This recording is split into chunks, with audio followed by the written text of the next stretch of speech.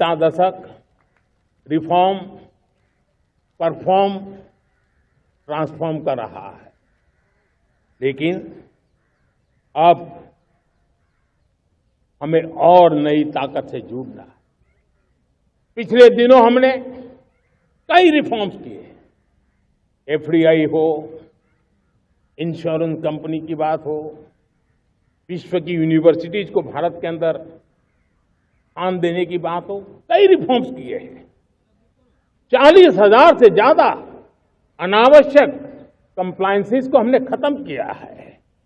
इतना ही नहीं, 1500 से अधिक पुराने कानून जो बाबा आदम के जमाने के थे, उन सबको हमने खत्म कर दिया है। हमने दर्जनों कानूनों को सरल करने के लिए संसद में जाकर के जनता के हितों को सर्वोपरि रख करके बदलाव किए हैं।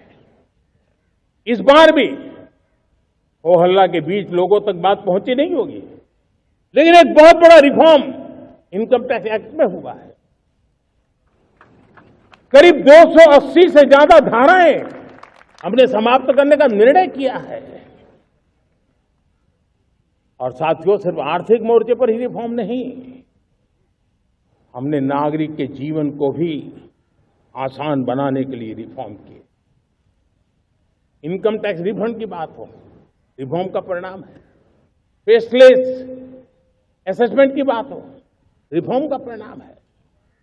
12 लाख तक आज इनकम टैक्स से मुक्ति दे देना, देश का जो भविष्य बनाने में उत्सुक है ऐसा मेरा मध्यम वर्ग का परिवार आज खुला नहीं समा रहा है। कभी किसी ने सोचा नहीं था कि 12 लाख रुपए तक का इनकम टैक्स पर जीरो कर दिया जाएगा। आज कर लिया है। जब देश का सामर्थ्य बढ़ता है तो देशवासियों को लाभ मिलता है। अंग्रेजों के जमाने से दंड संहिता में हम दबे पड़े थे, दंड का भय दिखा करके जीवन चल रहा था। 75 साल आजादी के ऐसे ही गए। हमने दंड संहिता को खत्म कर दिया, न्याय संहिता को ले आए हैं। न्याय संहिता में भारत के नागरिक के प्रति विश्वास का भाव है, भारत के नागरिक के अंदर अपनेपन का भाव है, संवेदनशीलताओं से भरा हुआ है। हमने रिफॉर्म की यात्रा को तेज करने के लिए बीड़ा उठाया।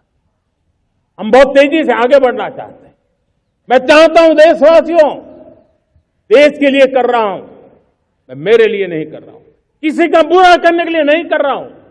मेरे राजनीतिक दल, मेरे प्रतिस्पर्धी साथी भी देश की उज्जवल भविष्य के लिए आगे आए, हमारा साथ दें। स्ट्रक्चरल रिफॉर्म्स की बात हो, रेगुलेटरी रिफॉर्म्स की बात हो, पॉलिसी रिफॉर्म की चर्चा हो, प्रोसेस रिफॉर्म की चर्चा हो, प्रोसीड्यूरल रिफॉर्म्स करने की जरूरत हो, हर प्रकार के रिफॉर्म्स ये आज हमने मकसद बना करके चले हैं। और मेरे प्यारे देशवासियों, नेक्स्ट जनरेशन